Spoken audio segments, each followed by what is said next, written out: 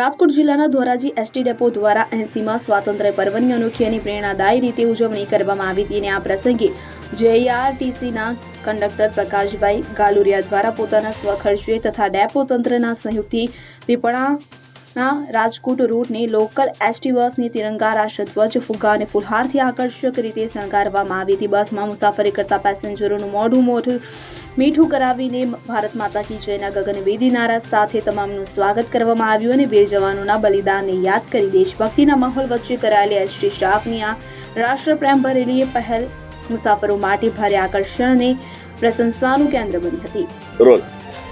નામ પ્રકાશ કુમાર બી Galoriya, ST depot Dhoraji conductor.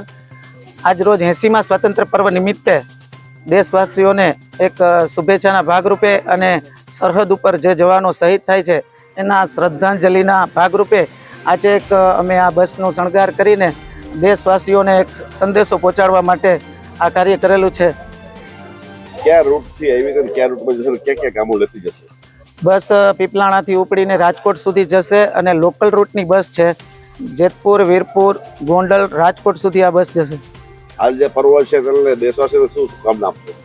દેશવાસીઓને આજે આપણે જે 80 વર્ષ પૂર્ણ થયા છીએ, એક સ્વતંત્રતા મળી છે, તો એ વીર જવાનો જે આપણા સરહદ ઉપર જે રક્ષા કરી રહ્યા છે એના માટે ખાસ આપણે એક આ શ્રદ્ધાંજલિ રૂપે આ ભાગ લેવો જોઈએ। સ્વતંત્ર પર્વની હર્ષભેર ઉલ્લાસભેર આ ઉજવણી કરવી જોઈએ।